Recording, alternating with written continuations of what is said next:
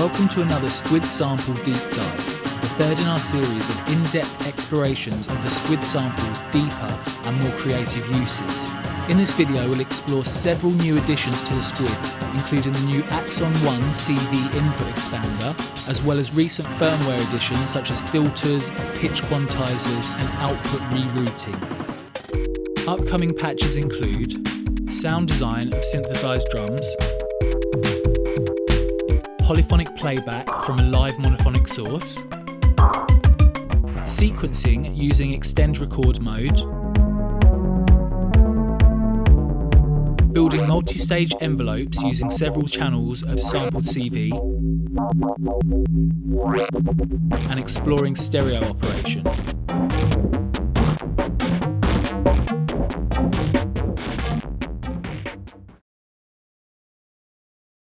To start, let's explore a patch which takes cues from our original deep dive video, which focused on delays and live sampling. Today, we're going to sample a single voice Akemi's taiko in real time and play it back polyphonically, utilising the new quantizer scales to quickly create chords and melodies. First, we'll patch the taiko's output to the sample input of SQUID, then mult a clock from PAM, both to trigger the taiko and to start SQUID's recording simultaneously. Next, we will lock the recording destination to channel 1 by holding the channel button and pressing record. Enable record monitoring by holding function and pressing record. Then start the clock to check for signal. Recording should have also started at the same time. Now we need to reference the audio being recorded to channel 1 for playback from channels 6, 7 and 8. To do so, hold the channel button and turn the encoder until a small 1 appears on each channel's page.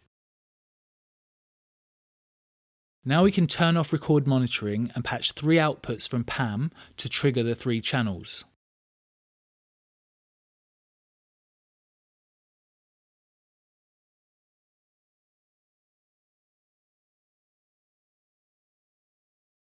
The last step is to enable SQUID's quantizers, setting all 3 channels to the same scale. In this case, we will choose the minor scale.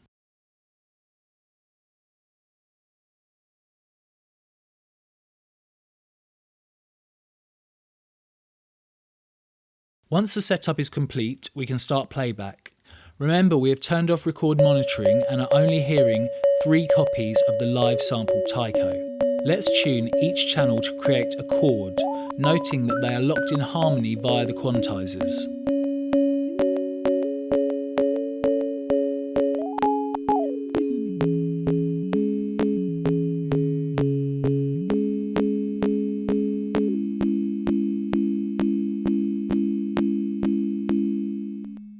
Now we'll sequence the pitch of each voice to change chords. We will use 2 quade megaslopes, both set up as 5-step sequencers and triggered simultaneously via PAM, with the second chained to the first. The first quade will control the pitch of SQUID's channel 6, and the second quade's bipolar and unipolar outs will control the pitch of channels 7 and 8 respectively.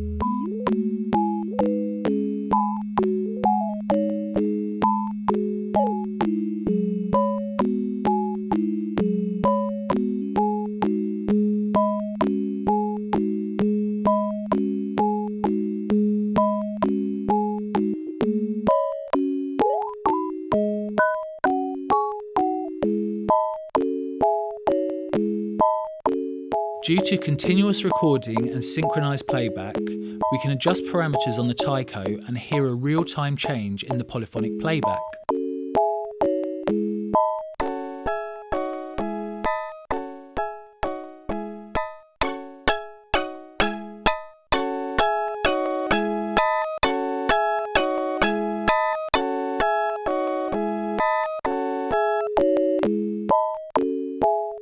We can even use the frequency control to transpose the sequence chords right from the source.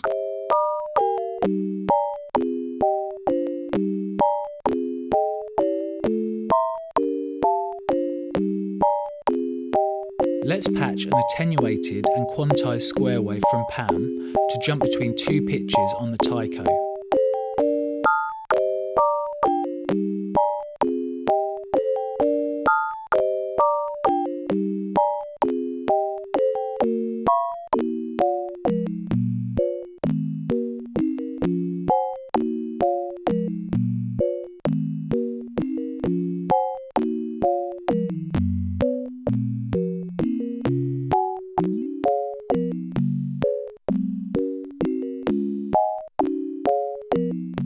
Now let's adjust the clocks and trigger the 3 playback channels separately. Instead of changing the rhythms, we will simply create a phase offset between the 3 channels for more of an arpeggiated effect. We'll set phase on channel 2 of PAM to 23% and phase on channel 3 to 66%.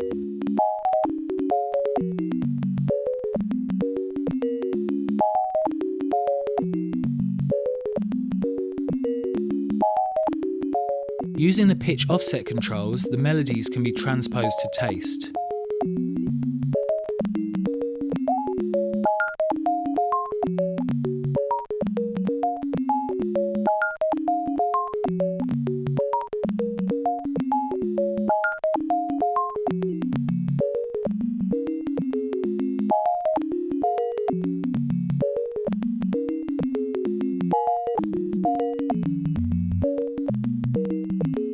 Remember, at any time, we can adjust the taiko's parameters for a real-time change.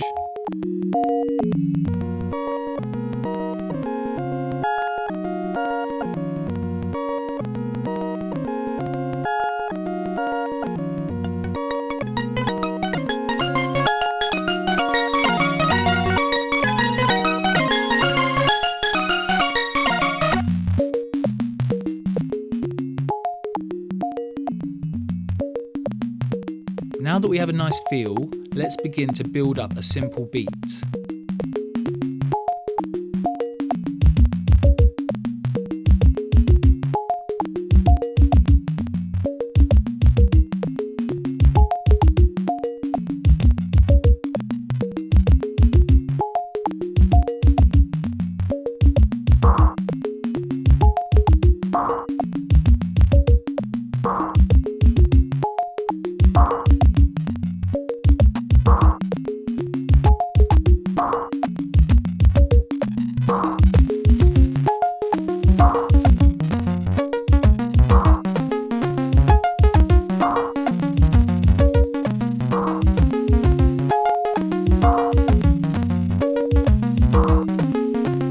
In this patch, the taiko could be replaced with any source.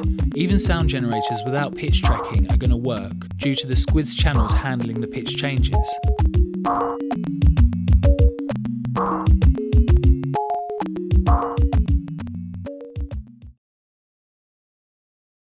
In this patch, we're going to build sequences from samples by entering notes from a keyboard and using the extend record mode to place each one into its own cue set. Let's start by connecting the base station up to the SQUID's input for sampling.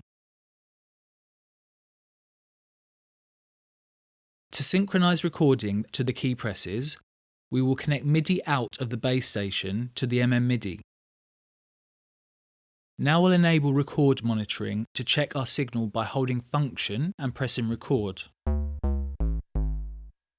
Once the level looks good, press record once to ARM. Then turn the encoder to select Extend Recording Mode. Let's patch the gate out of channel 1 on the MIDI to SQUID's record gate input.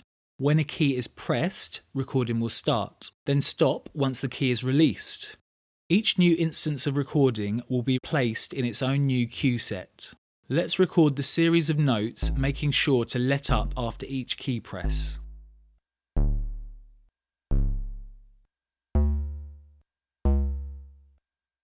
After the notes are entered, hold function and press cues to enter the cue sets page. Since we entered 8 notes with extend record, there will be 10 cue sets in that list. The first set is the full sample and the second is blank, indicating that the 8 single note cue sets are below. Let's remove the first 2 sets from the list by holding function and pressing the encoder on their number. Now we have 1 note per cue set. Each one will act as a step in our sequence. We will sequence through the cue sets using only a clock at the sample trigger input. If we scroll down to the bottom and select step, the SQUID will jump to the next cue set every time the channel is triggered. If we select octave quantization, we'll be able to transpose the entire sequence by octaves using the channel's pitch knob during performance. Let's get set up to record another sequence of notes to channel 7. We will select a new sound on the base station for our melodic track. need to adjust the sound and test the melody, so we will remove the record gate to keep the SQUID from sampling anything just yet.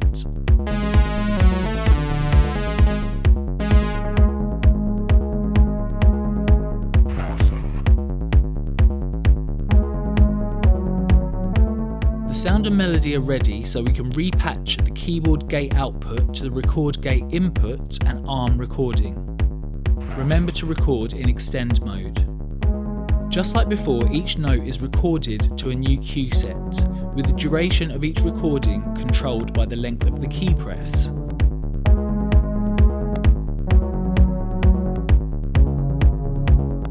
Now that all the notes are recorded, let's turn off record monitoring and enter the cue sets page for channel 7. We need to delete the full sample and the blank set like before, and we can also remove the record gate entirely. We'll patch another clock, this time half as fast, to trigger channel 7, and scroll down the step option to sequence the cue sets.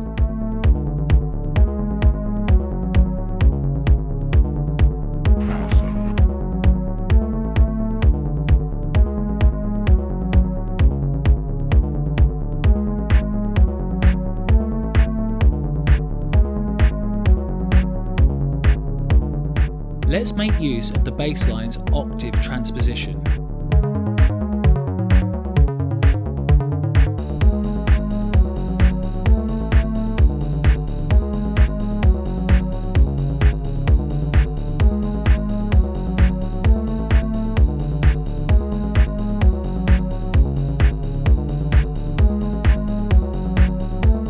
Any of the channel's parameters can be adjusted and applied to the sound of all the notes.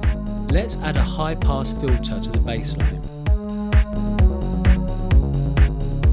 This relatively simple patch could be taken in several directions, such as patching a transposition CV to the volt per octave input of a channel, assigning a looped random CV to address the cue sets, or modulating several channel parameters with an external CV. Regardless of where it goes, building sequences from audio via extend recording and cue sets is often an interesting and inspiring alternative to typical CV or MIDI sequencing. With all its potential in the audio realm, it can be easy to forget just how powerful the SQUID sample can be for CV recording and playback. This patch should serve as a reminder, as we will explain how to create complex multi-stage envelopes by chaining 4 channels of sampled CV, with each channel offering unique shape and time adjustments. To start, we need to sample some CV. We're going to record a simple one-stage attack envelope from the bipolar out of the quaid megaslope. This is a great opportunity to use the handy trigger output on the SQUID, which will fire the envelope in sync to the start of recording. Press record once to ARM, then again to sample.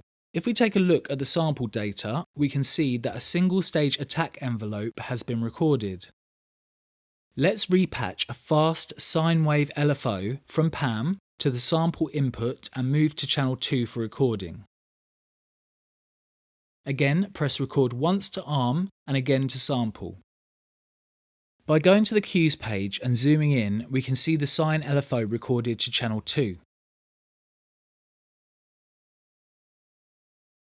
We will continue this process sampling different shapes from the 2 pip slopes to channels 3 and 4.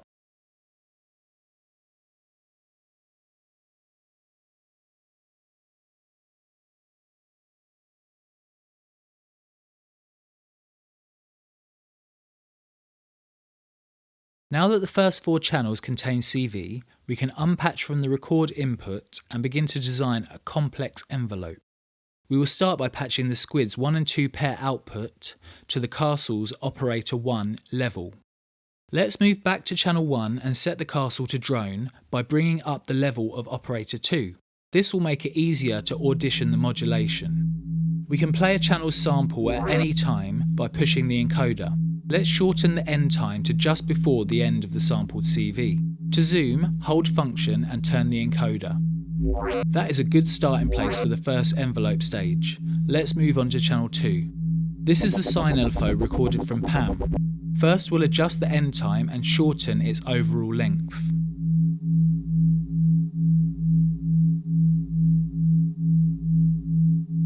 CV playback gets interesting when we start to use SQUID's channel parameters to modify recorded shapes. Let's engage the decay envelope to fade out the recorded LFO, making it fit better as a stage in our complex envelope.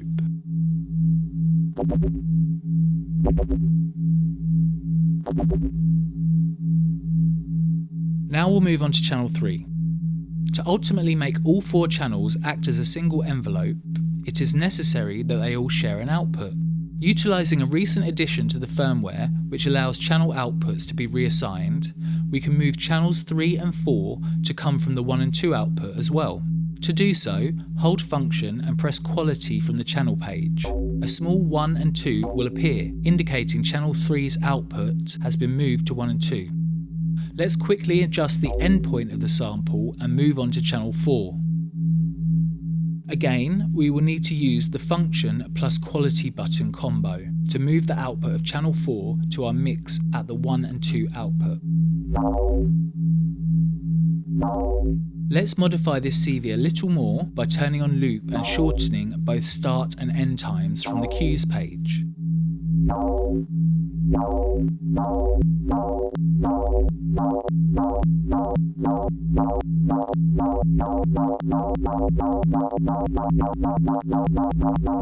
Finally, we'll add a fade out using the decay parameter, just like on channel 2. That is sounding good for now. Returning to channel 1, the final and most important step is to chain the 4 channels to make them act as a single envelope. To do so, we can use the eTrig page under the envelope section. Selecting channel 2 will route an end of sample trigger internally to start channel 2 the moment channel 1 reaches its end cue. Now if we manually trigger channel 1, we can see that they are chained. Let's continue chaining channels using the eTrig parameter. Selecting channel 2 to trigger channel 3 and 3 to trigger channel 4.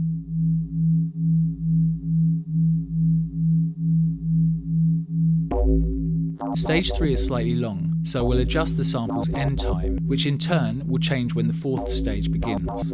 Now that the channels are chained, we can return to channel 1 and trigger the full envelope.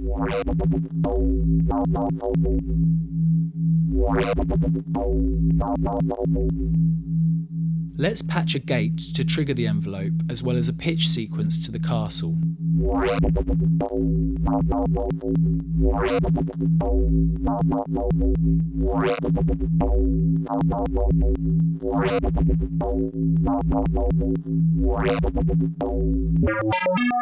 Now that we have a timing reference from the pitch sequence, we can hear that stage 3 starts a little late. To change this, we need to shorten the length of stage 2. Moving the end cue up will cause the 3rd stage to start sooner.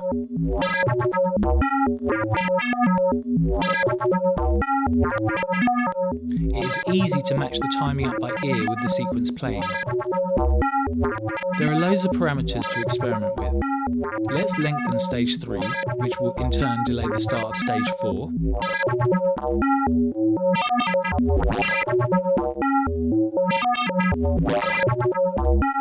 We can also use the channel's level control to adjust the depth of the modulation per stage.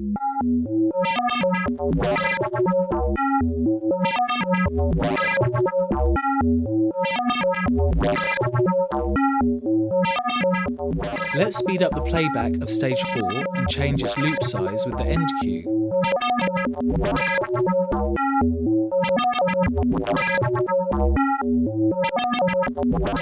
We'll also make decay shorter to fade it out sooner.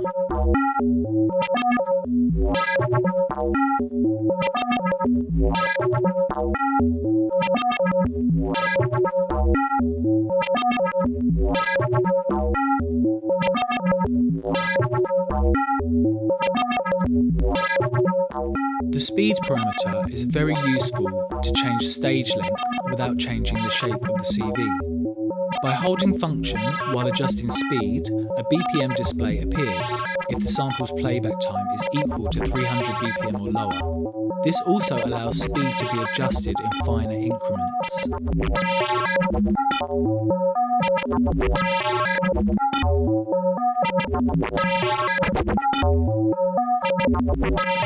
Another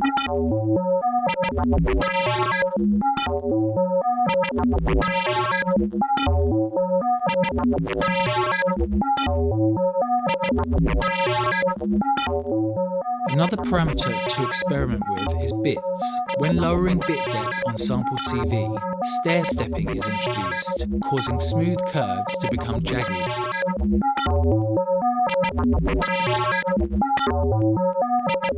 We can bring up the level to make the stepping more apparent.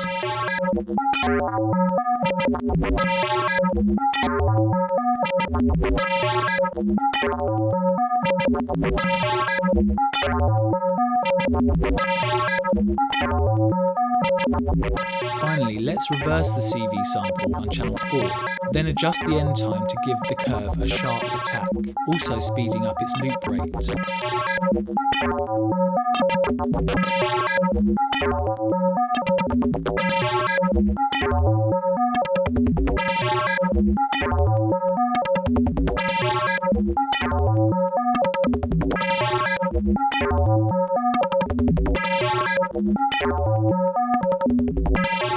Now that we have built an interesting complex envelope, let's assign CV to create a dedicated macro time control. In this case, we will assign CV1 to control the speed parameter on all 4 channels. To quickly change channels while remaining on the same page, hold the channel button and turn the encoder. Once CV is assigned, we will patch an offset from the OAX2 to CV1. This offset now functions as our master envelope time control. Though designed primarily for audio sampling, many of the SQUID's parameters apply nicely to shaping modulation as well. The SQUID can function as a very powerful, complex modulation source. Although more typically used for mono applications, the SQUID is also a very capable stereo sound source. In this patch, we will take advantage of the multi-mode filter on every channel, individual outputs, and the flexibility of CV assignments using the new Axon 1 expander, all to build a stereo configuration. To start, let's monitor a single channel, patching from the individual output for the 5 and 6 to the mono input of the jumble henge. We are going to make a simple synth voice using channel 6. To use the channel like an oscillator, we will load up a looped single cycle square wave from the sample pool. Next, let's go to the filter page and select band pass.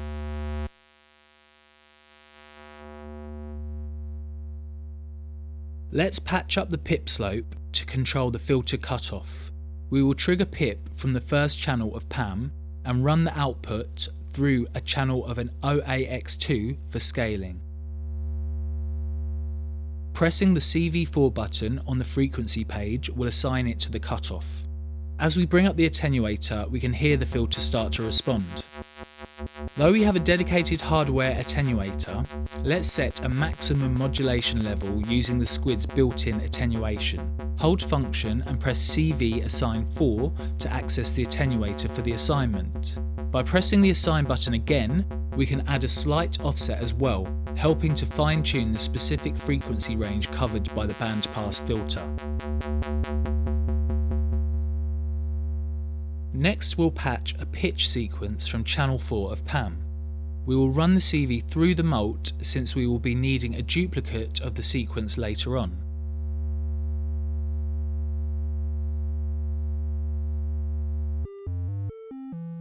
Let's bring back the filter modulation.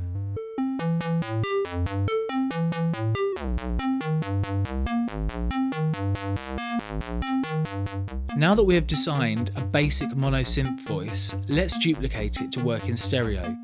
To make a copy, we will first save the channel to the USB by selecting Save 1 from the menu. Next, we will navigate to channel 7 and load the single voice that we just saved. Let's start playback of the duplicate voice and repatch the outputs using the 5 and 6 and 7 and 8 individual outs as left and right respectively. Next, we'll patch a duplicate of the pitch sequence from the mult to the channel 7's volt per octave input.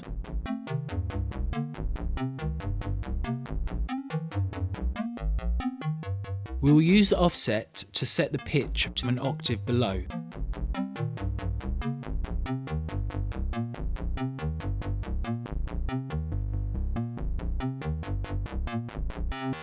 Because the channel settings are exactly the same, the two filters modulation contains no differences to emphasise the stereo width. We can change this by scaling the cutoff modulation differently for channel 7.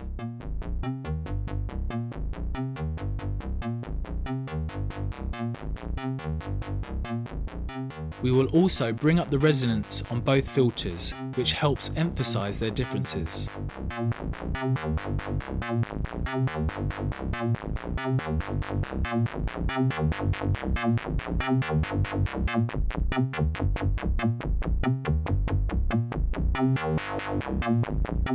Let's retune channel 7, offsetting it by a fifth.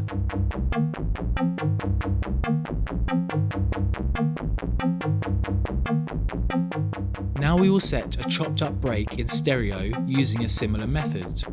To start, we will patch another stereo pair connecting the two remaining individual outputs to the jumble henge. Next, we will select channel 2 and load a break sample that's been pre-chopped into Q sets.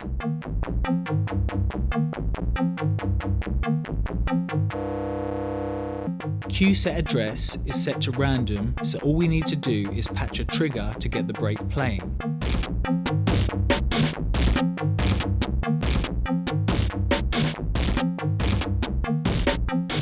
Let's engage the low pass filter, then save the channel for duplication.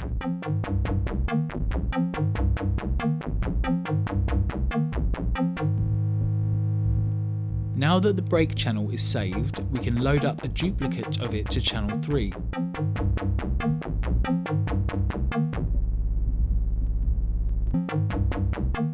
We'll patch a different rhythm from Pam to trigger the break on channel 3, so the two channels alternate left and right. Then we'll assign each filter its own CV input, patching different smooth random voltages from Pam to modulate their cutoff frequencies.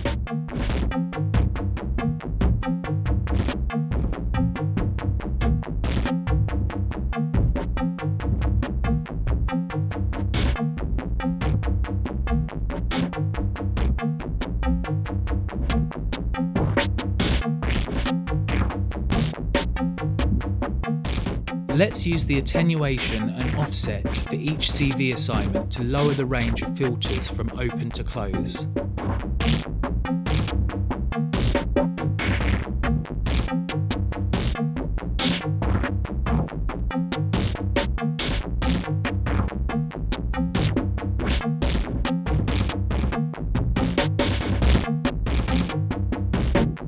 The ability to scale each assignment is especially useful when using unpredictable, fluctuating voltages for modulation.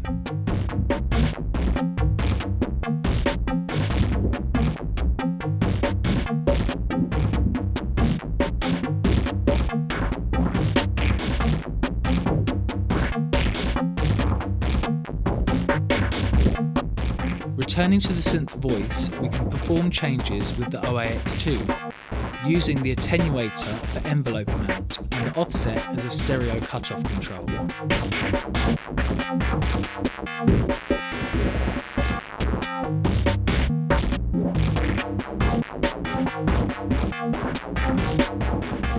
Let's pan the bass voice slightly more to the centre by repatching the inputs on the henge.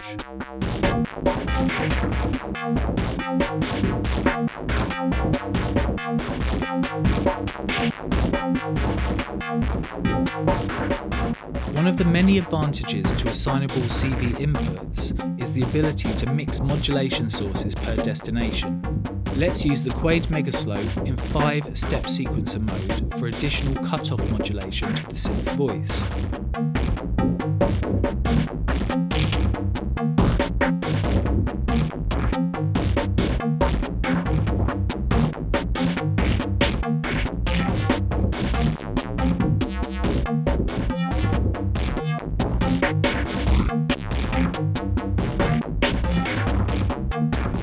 To add some variance, let's use SQUID's bipolar output instead of assigning the exact same output to channel 7.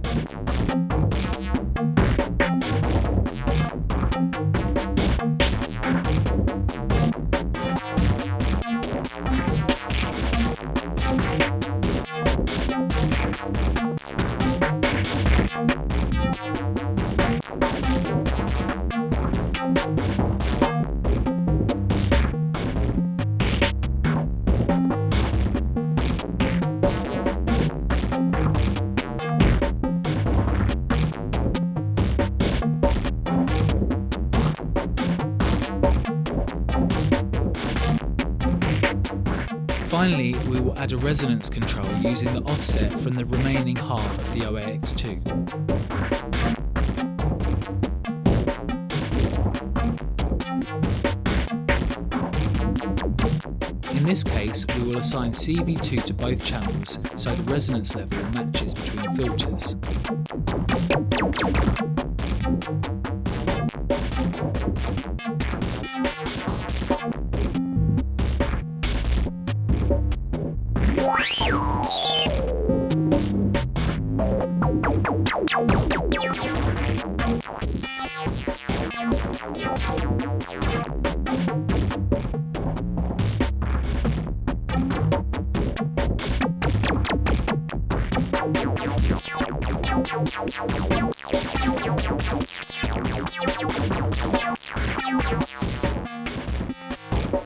The ease and immediacy of assignable modulation with built-in attenuation and offset makes the SQUID very flexible within a system. Grouping channels for stereo operation is just one of the many configurations that can be explored.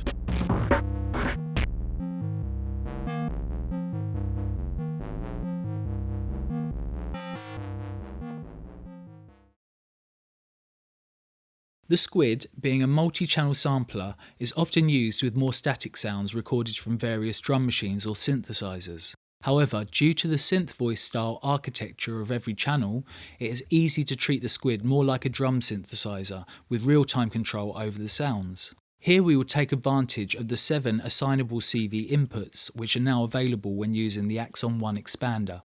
We'll start by sampling a basic waveform from the MCO, which will provide the basis for a kick drum. First, we'll turn on the record monitoring by holding function and pressing record, which will allow us to audition the source.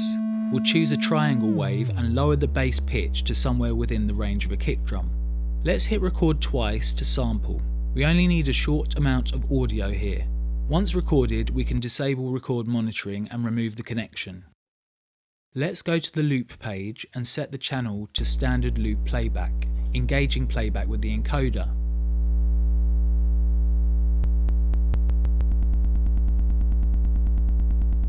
For the cleanest reproduction of an oscillator, we will adjust the cues to loop at the 0 crossings, creating a single cycle triangle waveform.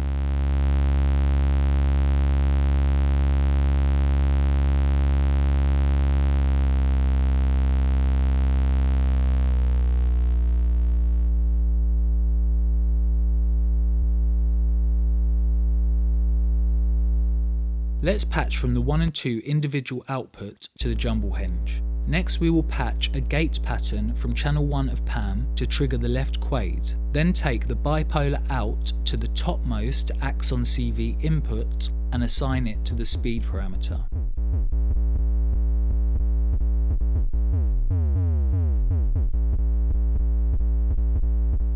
Let's offset the CV slightly for a more natural pitch bend.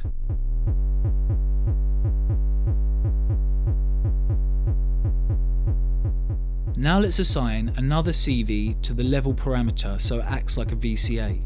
We can use the same envelope from SQUID, this time using the unipolar output. The envelope now gives us immediate control over the kick.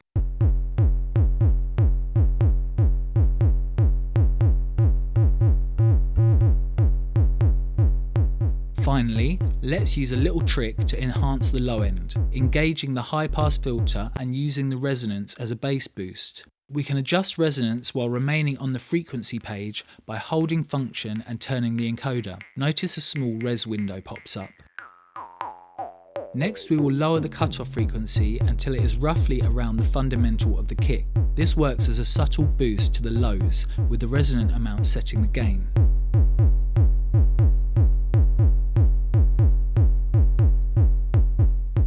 The kick is in a good place. Let's move on to designing a snare sound. Unlike a kick drum, the typical snare requires two sources, a pitched tone and noise.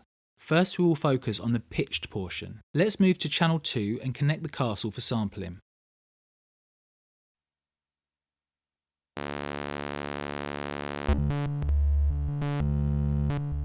We'll select the first algorithm, which mixes the third and fourth operators to output B.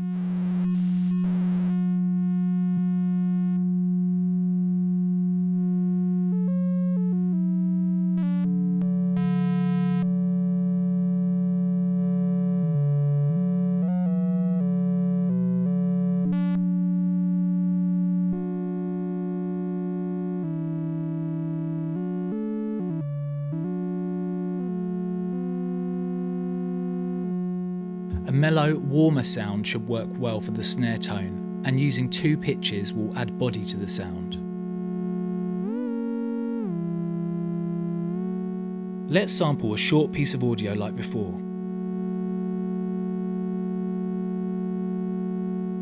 Once the sample is recorded, we can remove the patch and engage looping. We will use the same single cycle oscillator technique that we used for the kick drum, once more adjusting the cues to line up with the zero crossings.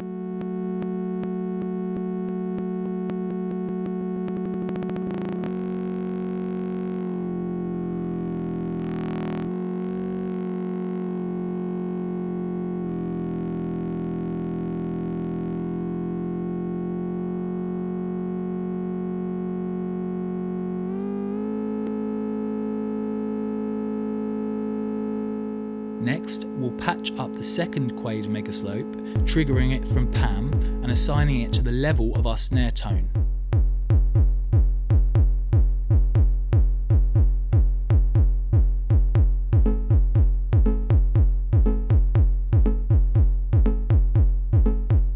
We can dial in the pitch with the speed parameter.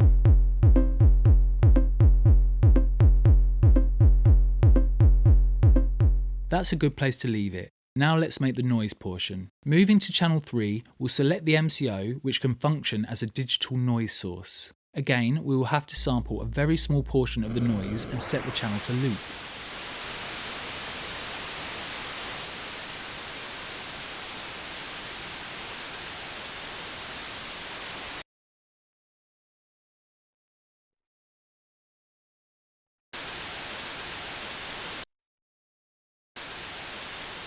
Let's assign the same CV from the quade to the level of the noise channel.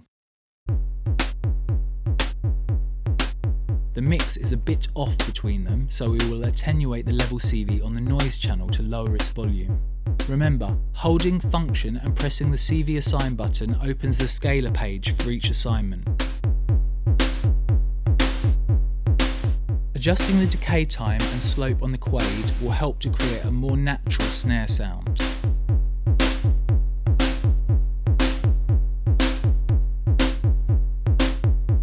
We can also engage a bandpass filter to reduce the frequency range of the noise, limiting it to the middle of the spectrum.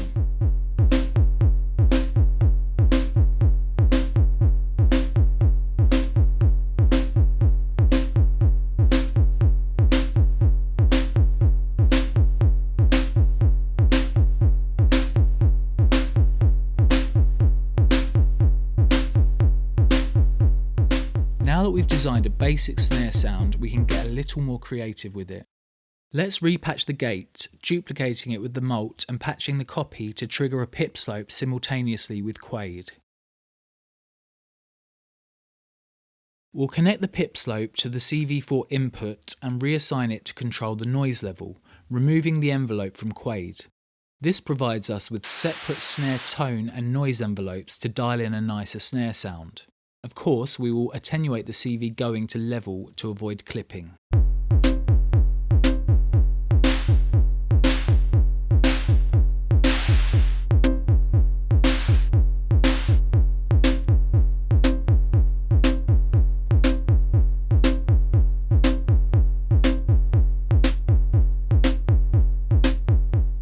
final thing to do is work on the snare tone a bit more. Let's try using the same envelope from SQUID to bend the pitch with each hit. Oftentimes, subtlety is the key when synthesizing drum sounds. Let's attenuate the pitch bend until it is very subtle. We can use the offset page to adjust the bass pitch of the snare tone.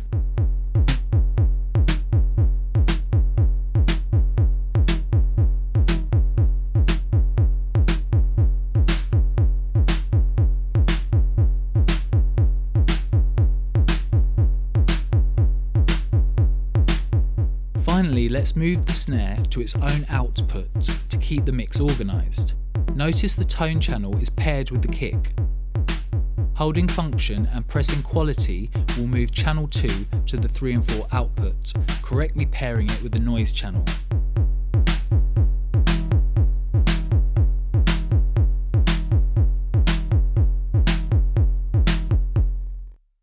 A drum kit wouldn't be complete without hi-hats. Let's patch in the castle once more and sample a noisy FM tone to act as the basis for them.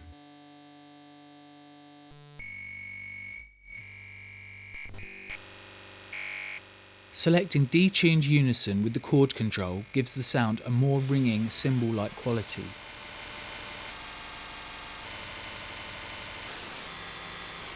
It is helpful to keep in mind that synthesized cymbals typically sound more natural when the source wave is leaning more towards metallic than noisy. The castle can produce a huge amount of tones that work well for cymbals, and it is a great source for drum sounds. Let's sample this drone to channel 5 of the SQUID. This time we won't bother looping the sample since we will be using the SQUID's internal envelope. Let's shorten the decay until more of a closed hi-hat sound emerges.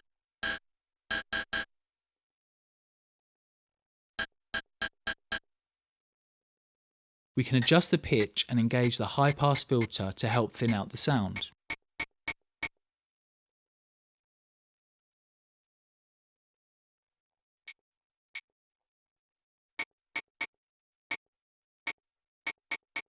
That is a good starting place. Let's patch from the individual output to the henge and connect a trigger from PAM.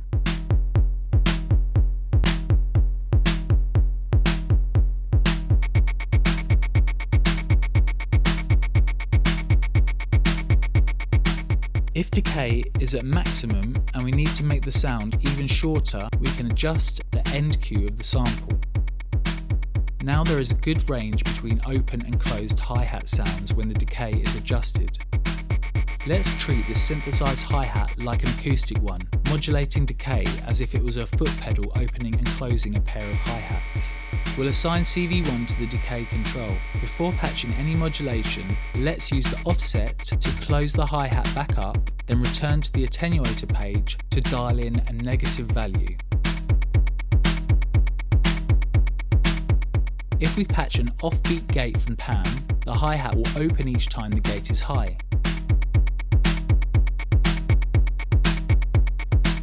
Dialing a greater negative value will open the hi-hat further.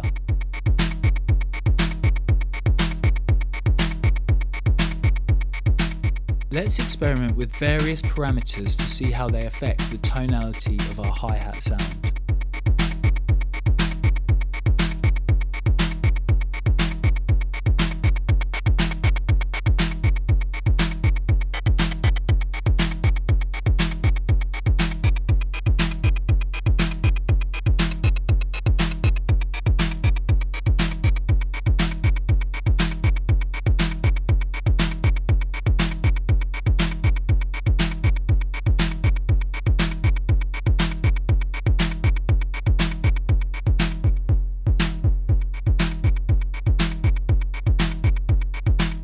There are many ways to modulate and experiment with synthesized drum, cymbal and percussion sounds. Now that we've gone over a few, let's see them in a larger context. Here is the evolution of the same patch, built up with a full kit of drum and percussion sounds, all synthesized in real time on the SQUID using similar tonal samples from the Castle and MCO.